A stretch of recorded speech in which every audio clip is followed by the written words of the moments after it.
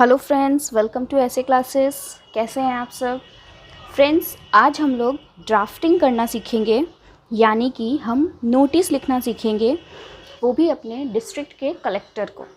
Okay, तो हम अपने कलेक्टर को कैसे नोटिस लिखते हैं, किस सेक्शन के अंदर लिखेंगे, और चलिए हम लोग स्टार्ट करते हैं।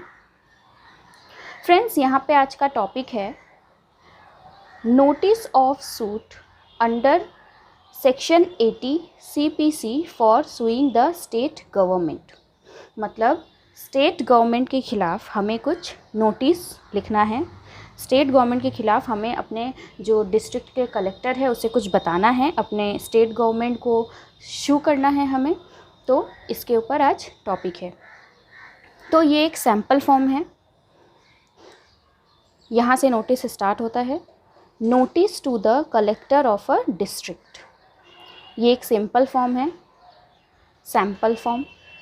नोटिस अंडर सेक्शन 80 CPC यानी कि सिविल प्रोसीजर कोड। फ्रेंड्स, यहाँ से स्पेशली हम लोग नोटिस लिखना स्टार्ट करते हैं। और यहाँ पे फर्स्ट लाइन लिखा notice to the collector of a district, ये एक सैम्पल फॉर्म है। यहाँ पे हमने सेक्शन यूज़ किया notice under section 80 civil procedure code. Registered with AD, registered with A/D। Friends, A/D का मतलब क्या होता है, सबसे पहले हम ये समझते हैं। A/D का मतलब होता है एक्नॉलेजमेंट ड्यू। एक्नॉलेजमेंट ड्यू का मतलब क्या होता है, कोई भी जब लीगल इशू होता है तो नोटिस या लेटर को सेफ्टी के लिए हमें A/D से रजिस्टर्ड करा लेना चाहिए। इसका मतलब क्या होता है कि आपका लेटर जिसे भी आप भेज रहे हो रिसीवर को, उस तक पहुंचा है कि नहीं, ये एक चेक इन सिस्टम होता है। इसमें एक पर्सन जो होता है वह यह रिस्पॉन्सिबिलिटी लेता है कि वह आपका लेटर उस पर्सन तक पहुंचा देगा, एंड बदले में जिस पर्सन को आपका लेटर मिला या फिर जो भी पर्सन उसके बिहाफ में आपका लेटर लिया, वो उस पेपर पे साइन करेगा, एंड साइन करके जो पर्सन चेक कर रहा है उसको दे देगा। सपोज़ 3 पार्टी है, एक है सेंडर जिसने लेटर भेजा या नोटिस भेजा, एक है रिसीवर जिसको लेटर या नोटिस जो भी है वो मिलेगा। तो क्या श्योरिटी है कि जब सेंडर ने रिसीवर को नोटिस भेजा है तो उसको पहुंच गया है, और लीगल इशू में हमें प्रूफ चाहिए होता है कि सही में इसे नोटिस मिला कि नहीं मिला। सो इस केस में जो A/D होती है वो ये काम करती है कि यहाँ पे बीच में एक पर्सन रहता है जो चेक इन की रिस्पॉन्सिबिलिटी लेता है कि उसका काम क्या होता है। जब सेंडर ने रिसीवर को नोटिस भेजा तो रिसीवर जो है वो इसके एक पेपर पे साइन कर देगा, अपना सिग्नेचर कर देगा। जो ये पर्सन है, जो चेक इन पर्सन है, वो ये साइन किया हुआ जो पेपर रहेगा वो सेंडर को दे देगा, जिससे सेंडर को ये प्रूफ हो गया कि इसका लेटर या नोटिस रिसीवर तक पहुंच गया। ओके, एंड ये पूरे प्रोसेस पे नज़र रखता है पोस्ट ऑफिस।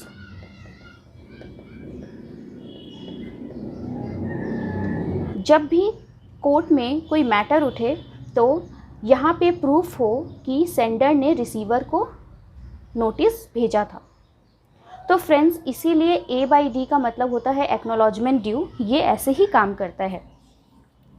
तो लीगल इशू में हम लोग कोई भी तरीके का रिस्क नहीं ले सकते हैं, क्योंकि यहाँ पे जगह जगह पे हमें डॉक्यूमेंट्स जो है एविडेंस दिखाने पड़ते हैं।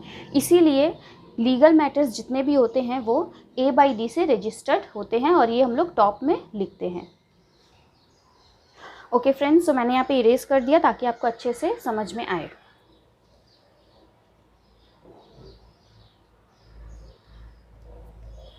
सो रजिस्टर्ड विथ AD हो गया। अब नेक्स्ट है डेटेड।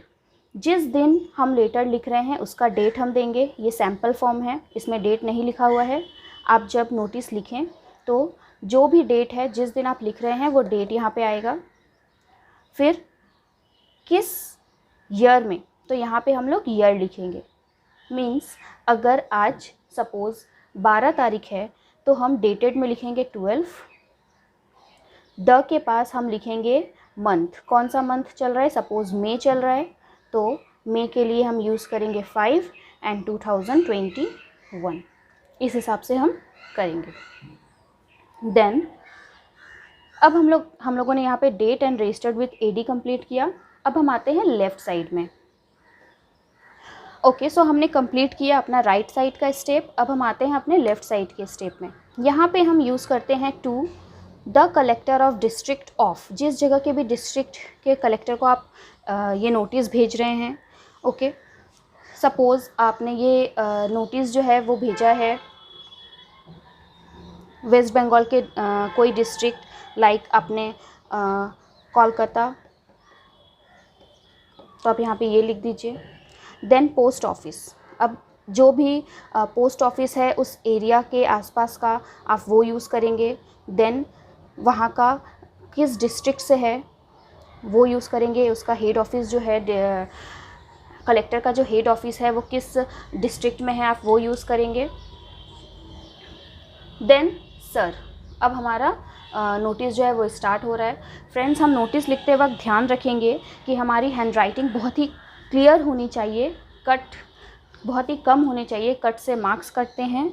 और जब भी हम नोटिस लिखते हैं या फिर लेटर कुछ भी लिखते हैं तो हमें, जब हम लीगल मैटर पे लिखते हैं तो हमें ये ध्यान देना चाहिए कि हम बहुत ही थोड़े से में सारी इन्फॉर्मेशन दे दें। ओके, हमें लेटर या नोटिस बहुत ज़्यादा बड़ा नहीं करना होता है, क्योंकि किसी भी ऑफिशियल के पास इतना टाइम नहीं होता है इतना बड़ा लेटर पढ़ने का। तो देखते हैं यहाँ पे कैसे लिखा गया है। सबसे फर्स्ट है यहाँ पे under instruction from my client, मतलब यहाँ पे लेटर जो है कोई वकील लिख रहा है अपने क्लाइंट के बिहाफ में। Under instructions from my client Shri, यहाँ पे क्लाइंट का नेम, सन ऑफ, उसके फादर का नेम, जो भी क्लाइंट है, सपोज क्लाइंट का नाम है मिस्टर ए और उसके फादर का नाम है मिस्टर बी। तो under instructions from my client Shri mister A son of mister B, by caste, जो भी कास्ट है, suppose general caste. By occupation, जो भी ऑक्यूपेशन है, जो भी क्लाइंट का ऑक्यूपेशन लाइक सर्विस, बिजनेस, जो भी है वो लिखेंगे।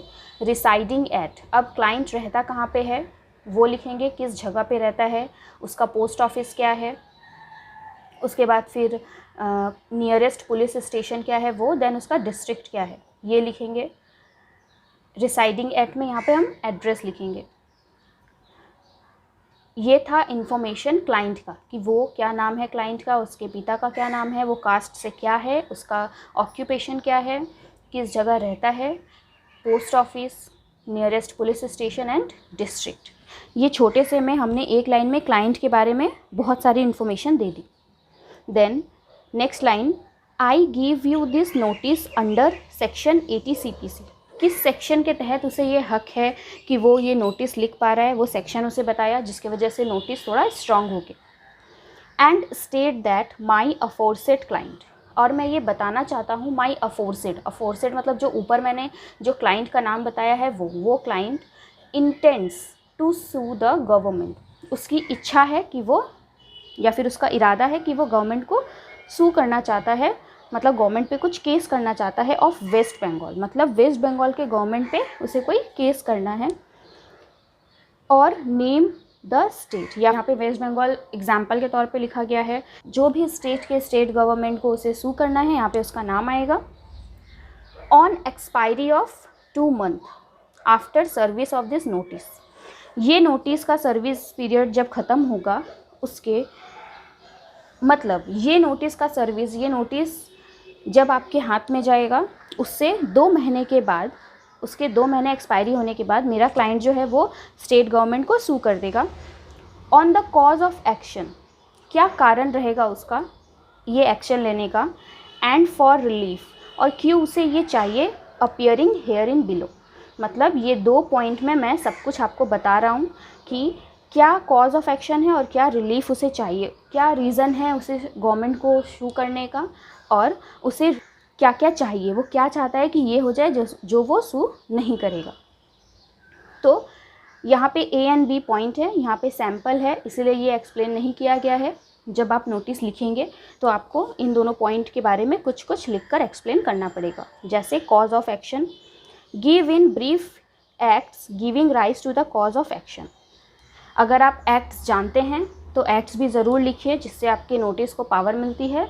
और अगर आपको ठीक से क्लैरिटी नहीं है एक्ट्स के बारे में तो आप यूज़ कर सकते हैं as may be prescribed section. ये सेंटेंस आप यूज़ कर सकते हैं। गलत सेक्शन लिखना सही नहीं है, उससे पूरा लेटर कट सकता है। तो कॉज ऑफ एक्शन जो भी आप उसके बारे में ब्रीफ में बताइए कि क्या रीज़न है, क्या ऐसा हुआ है।